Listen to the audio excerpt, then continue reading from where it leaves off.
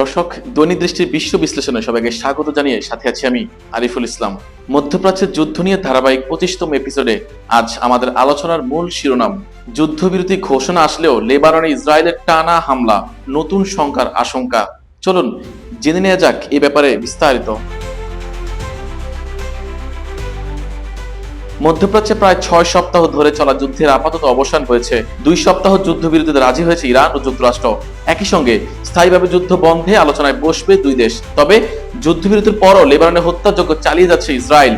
এমন পরিস্থিতিতে যুদ্ধবিরতির ভবিষ্যৎ নিয়ে অনিশ্চয়তা দেখা দিয়েছে। যুদ্ধ বন্ধে একটি চুক্তি করতে এবং হরমুজ প্রণালী খুলে দিতে ইরানকে যুক্তরাষ্ট্রের স্থানীয় সময় গত মঙ্গলবার রাত 8টা পর্যন্ত সময় দিয়েছিলেন মার্কিন প্রেসিডেন্ট ডোনাল্ড ট্রাম্প। এই সময়সীমা না মানলে ইরানের পুরো সভ্যতা ধ্বংসের হুমকি দিয়েছিলেন তিনি। তবে সময় শেষের ঘন্টা দুয়েক আগেই যুদ্ধবিরতির ঘোষণা আসে দুই পক্ষ থেকে। এতে মূল ভূমিকা রেখেছে পাকিস্তান। যুদ্ধবিরতি 2 সপ্তাহের জন্য হলেও তা আপাতত পুরো বিশ্বে স্বস্তি এনেছে। কারণ এই যুদ্ধের জেরে জ্বালানি তেলের দাম প্রতি ব্যারেল প্রায় $120 ঠেকেছিল। যুদ্ধবিরতির খবরে তা এক ধাক্কায় কমে $92 এসেছে। চাঙ্গা হয়েছে বিভিন্ন দেশের শেয়ার বাজারও। এই স্বস্তির মধ্যে যুদ্ধবিরতির সময় লেবাননে ইসরায়েলের হামলায় ক্ষোভ প্রকাশ করেছে মধ্যস্থতাকারী পাকিস্তান সহ বিভিন্ন দেশ। কারণ যুদ্ধবিরতি শুরুর পর গতকাল বুধবার রাত পর্যন্ত লেবাননে 254 জনকে হত্যা করেছে ইসরায়েলি বাহিনী। আর আল জাজিরাকে একটি সূত্র জানিয়েছে, লেবাননে হামলা চলতে থাকলে যুদ্ধবিরতি থেকে সরে ইসরায়েলের হামলার কথা বিবেচনা করতে পারে ইরান। যুদ্ধ শুরুর পর গতকাল লেবাননে সবচেয়ে বেশি হামলা চালিয়েছে ইসরায়েল। ভয়াবহতা এতটাই ছিল যে 10 মিনিটে বৈরুত সহ বিভিন্ন এলাকায় 100টি বিমান হামলা হয়। হাসপাতালগুলো ভরে যায় রক্তাক্ত মানুষে।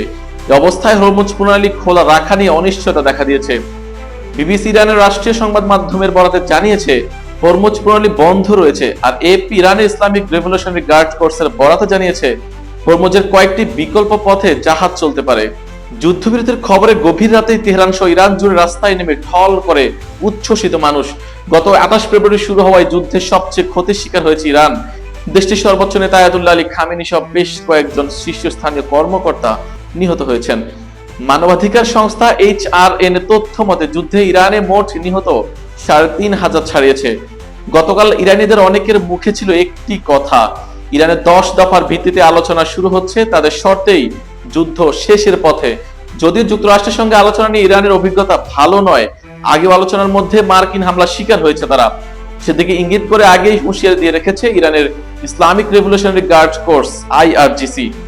প্রভাবশালী এই বাহিনী বলেছে সর্বোচ্চ নেতা মোজতবা খামেনির নির্দেশে তাদের আঙ্গুল এখন ট্রিগারে আছে। শত্রু সবসময় প্রতারণা করে এসেছে, তাদের কোনো প্রতিশ্রুতি ইরান বিশ্বাস করে না। যে কোনো আগ্রাসনের জবাব আরো জোরালো ভাবে দেওয়া হবে বলেও জানিয়েছে ইরান।